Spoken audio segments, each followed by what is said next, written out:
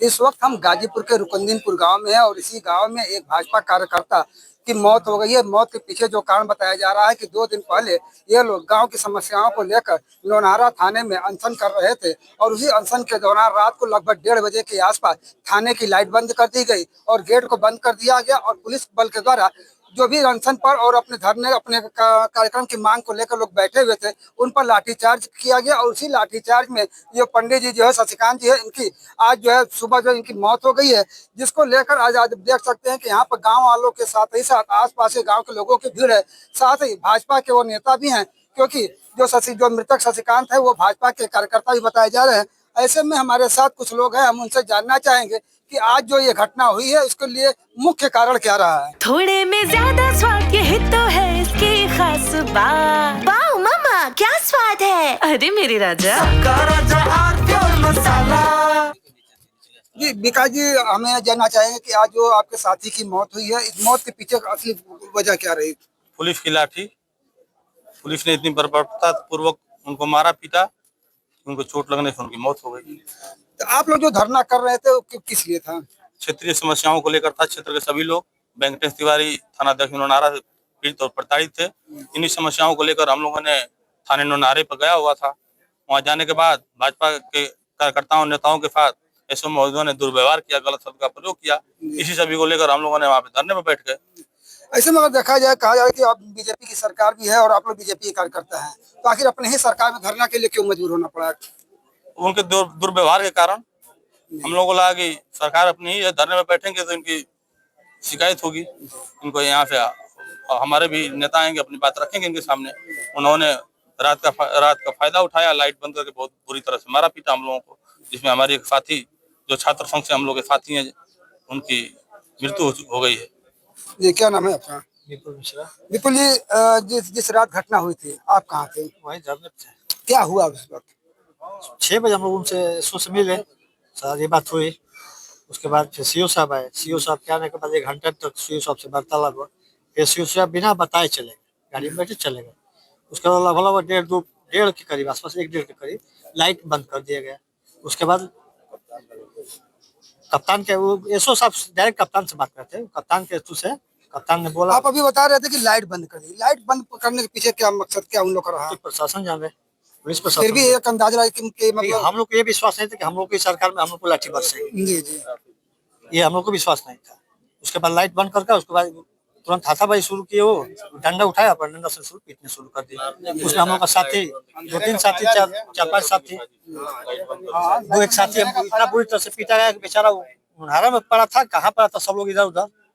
मतलब रात में भागम भागी थी बहुत 2-3 किलोमीटर अकेला गया। उसके बाद कल भी परसों भी 3-4 दिन से कार्यक्रम चला, उसमें बेचारे शहीद। ऐसे में अब उनकी मौत हो गई है और मौत के बाद लोगों की भीड़ इकट्ठा भी हुई है। अब आप लोग क्या मांगे। मांग हमारा सरकार से यही है कि ऊपर से लेकर जिले से लेकर यहाँ नीचे थाने तक सब भ्रष्ट है यहाँ पे। क्या उम्मीद लग रही कुछ होगा। एकदम होगा, महाराज जी की सरकार है, गलत का विरोध होता है यहाँ। नाम बता दें। अमित सिंह, निवर्तमान जिला अध्यक्ष दवाई। अमित जी, कहा जाता है कि बीजेपी की सरकार है और आप हिंदू वाहिनी से जुड़े रहे हैं, 0 टॉलरेंस की बात कही जाती है, लेकिन क्या लगता है जिले में कुछ ऐसा कुछ दिख रहा है। हाँ, जिले में ऐसा लग रहा है कि ये प्रशासनिक अधिकारी जो है सरकार को बदनाम करने के लिए ही आए और ये रक्षक ना हो गए भक्षक हो गए। ऐसे में अब आप लोग के एक साथी की मौत हो गई है, क्या चाहते हैं, क्या मांगे हैं। न्याय चाहेगा और क्या चाहेगा लोग, न्याय चाहिए। शीर्ष नेतृत्व से इनके जो पुलिस प्रशासन के शीर्ष नेतृत्व वहां से लेकर यहाँ तक सस्पेंशन चाहिए, बर्खास्तगी चाहिए, जो भी हो होना चाहिए। ऐसे में जो मृतक है वो बताया जा रहा है कि बीजेपी कार्यकर्ता हैं, तो क्या बीजेपी के जो भी शीर्ष नेता है उन लोगों से आप लोगों की कोई बात हुई है। अब बीजेपी के बारे में और उनके पदाधिकारियों के बारे में मैं नहीं जानता हूँ कि किससे क्या बात हुई है। अगर आम जनता भी है तो उसको इन लोग को मारने का अधिकार नहीं है, क्योंकि ये अपराधी नहीं था। क्या नाम है आपका। संदीप राय।